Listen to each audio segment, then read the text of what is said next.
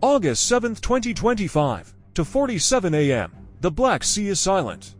But something is moving through the darkness, something the Russians can't see on their radars. In 6 minutes, 3 Soviet-era radar domes on Mount Petra will cease to exist. This isn't a missile strike. It's not a stealth bomber.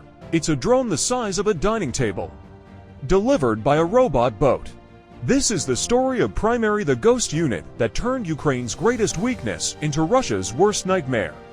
And it all started with a problem no one knew how to solve. When Russia seized Crimea in 2014, they didn't just take a peninsula. They took Ukraine's largest naval base, its airfields, and its entire Black Sea coastline. Within months, they turned it into one of the most heavily defended military zones on Earth. By 2022, Crimea hosted over 30 radar stations. S-300 and S-400 anti-aircraft systems covered every approach. Russian fighter jets patrolled 24/7 from Saki and Kacha airbases. Moscow's Black Sea Fleet operated freely, launching cruise missiles at Ukrainian cities. Ukraine had no Navy, 80% lost when Crimea fell. No long-range bombers, no stealth fighters. And the peninsula was 100 kilometers from the front line, across open water and heavily monitored airspace. Every radar system Nebo-U, Kasta-2, E-2, Podlet was designed for one thing: detect incoming threats. Shoot them down. Russia's air defense network in Crimea could see a bird flying at 200 meters. How do you fight that when you have nothing? The answer wouldn't come from the sky. It would come from the sea. Meet Primary. In Ukrainian, it means ghosts, and for good reason. This isn't a battalion with tanks. It's not an air squadron. It's a highly classified unit inside Ukraine's Defense Intelligence Directorate that specializes in one thing: making the impossible happen behind enemy lines. Primary operators don't wear uniforms in public. Their faces are never shown. Their strikes are announced only after the target is already destroyed. But their innovation changed the war. By late 2022, Ukraine had developed naval drones, unmanned surface vehicles, or USVS. Small, fast, packed with explosives, they'd already sunk Russian warships. But they had one major limitation: range and payload. A naval drone could carry a bomb, but it couldn't carry another drone. That's when Primary invented something the world had never seen: the drone carrier. In early 2025, Ukrainian intelligence revealed footage of this, a modified naval drone, larger than the standard models, equipped with launch rails. It could carry up to 4 fixed-wing kamikaze drones, and it was controlled remotely using Starlink satellite internet from hundreds of kilometers away.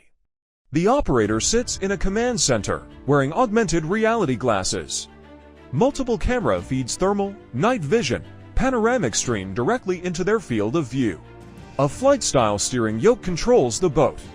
The entire system looks like something out of a video game, except the explosions are real. Here's the problem Russia thought they'd solved: layered air defense. Even if a drone got past one radar, there were backups. Even if you destroyed one S-400 launcher, others would compensate. The network was redundant by design, but Primary identified the weak link. It wasn't the missiles, it wasn't the launchers. It was the eyes, the radar systems. Without them, the S-400 is just an expensive piece of metal parked in a field. And so, beginning in mid-2024, Primary launched a systematic campaign, Operation Blind the Beast. The mission: destroy every radar station they could reach. One by one, the radars fell. The 96L6 radar, part of the S-400 system, destroyed. The P-18 Tarik early warning radar gone. The Nebo-U mobile system, capable of tracking to 100 targets simultaneously, obliterated. By December 2025, Primary had destroyed over a dozen critical radar installations across Crimea. Each strike wasn't random, it was calculated. Each radar destroyed created a gap, a blind spot in Russia's once impenetrable air defense network, and once the radars were gone, the hunters became the hunted. December 4, 2025, Kacha Airbase, just outside Sevastopol. A MiG-29 fighter jet sits on the tarmac. It's a multi-role aircraft capable of air-to-air combat and ground strikes. Worth approximately $30 million, the pilot is asleep. The radars that should be protecting it, already destroyed. At 2:17 a.m., a primary drone launched from a carrier boat 40 kilometers offshore crosses the coastline. Flying low, silent, no radar picks it up, the thermal camera locks onto the target. The operator, sitting in a bunker in mainland Ukraine, adjusts the heading. 5 seconds to impact, the MiG-29 is destroyed. Not in a dogfight, not by a missile, but by a kamikaze drone that cost a fraction of the aircraft's value. This wasn't an isolated incident.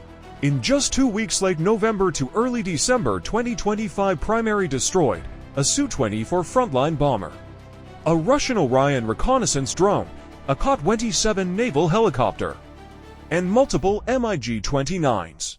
The 43rd Maritime Attack Aviation Regiment Russia's Black Sea Fighter and Bomber Unit went to war in February 2022 with 24 aircraft, 12 Su-30 fighters, and 12 Su-24 bombers. By December 2025, after relentless Ukrainian strikes, they were down to as few as 3 operational aircraft. Out of 24, Russia tried to adapt. They moved planes further inland. They increased patrols. They even tried to shoot down the drones mid-flight. But primary was always one step ahead. August 7, 2025. This was primary's most audacious strike yet. The target, Mount I Petra, strategic high-altitude position overlooking the Black Sea. On top of this mountain, hidden inside radio-transparent domes, Soviet-era structures designed to protect sensitive equipment from weather, were 3 of Russia's most advanced radar systems. These weren't just any radars. They were critical nodes in Russia's southern military district air defense network. Taking them out would create a massive blind spot over the entire southern coastline of Crimea. The plan was complex. A maritime drone carrier would approach from the south, evading Russian patrol boats and submarines. Once within range, it would launch for fixed-wing drones, each targeting a separate installation. The drones would have to avoid surface-to-air missiles, Russian fighter jets on patrol, and electronic jamming systems. At 2:47 a.m., the operation began. The drones launched. Russian air defenses detected them too late. A Su-30 fighter was scrambled from Saki Air Base. It didn't matter. By the time the jet was airborne, the drones were already inbound. Within 6 minutes, all 3 radar installations were destroyed. The radio-transparent domes built to withstand storms couldn't withstand high explosives. Russia's early warning coverage over the southern Black Sea was suddenly gone, but primary wasn't done. On the same mission, they also destroyed a Russian Bk-16 landing boat patrolling the coast. 1 carrier, 1 mission, 4 targets eliminated. So how does a drone carrier actually work? The platform itself is about 5 meters long, larger than standard naval drones. It's equipped with a Starlink satellite terminal, which provides real-time communication over hundreds of kilometers. No radio jamming can stop it. No distance is too far. The operator wears augmented reality glasses that overlay multiple camera feeds, thermal imaging, night vision, forward and aft views. It's a 360-degree battlefield perspective. The steering yoke, borrowed from aviation design, allows for precise maneuvering. A throttle lever controls speed. It's intuitive, deadly, effective. Once the carrier reaches its position, usually 30 to 50 kilometers from the target, it deploys its payload. For fixed-wing drones, each pre-programmed with GPS coordinates, launch from the deck. They fly low, they fly fast, and they fly silent. Each drone carries enough explosives to destroy a radar installation, an aircraft, or a light armored vehicle. The operator can adjust the flight path remotely if the target moves. But usually, it's fire and forget, launch, impact. Mission complete.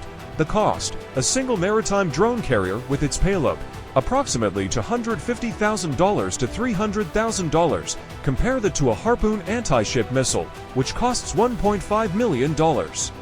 Or an F-35 stealth fighter, $80 million.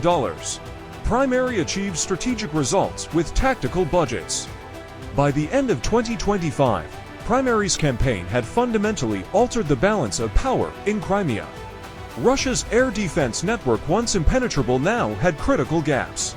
Aircraft that should have been safe on the ground were being destroyed in their hangars.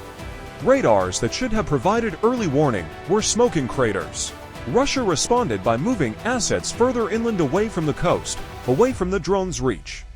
But that created its own problems: longer response times, reduced coverage, strained logistics, and the strategic effects. Ukraine reopened its Black Sea grain corridor, something thought impossible, while Russia controlled Crimea's skies and waters. Merchant ships began sailing again. The blockade was broken. In total, primary destroyed over 15 critical radar installations, at least 8 combat aircraft, multiple helicopters, boats, and logistics trucks. Estimated damage, over $500 million. All from a unit that operates in the shadows, with technology that costs a fraction of traditional weapons. Primary success represents something larger than one operation, one unit, or even one war. It's proof that in modern conflict, innovation matters more than inventory. That asymmetric warfare fought with creativity, courage, and cutting-edge technology can level the playing field against a far larger adversary. Other nations are watching, studying, learning. The drone carrier concept that Primary pioneered is now being tested by militaries worldwide. The tactics they develop, systematic radar elimination, followed by precision strikes, are being written into military doctrine. For Russia, the lesson is clear. No fortress is impregnable. No air defense network is perfect. And when you face an enemy willing to innovate faster than you can respond, geography doesn't matter. Numbers don't matter. What matters is who adapts first. From noise floors to missile fire, from invisibility to impact. Primary proved that sometimes the quietest weapon is the deadliest. And in the Black Sea, the ghosts are winning.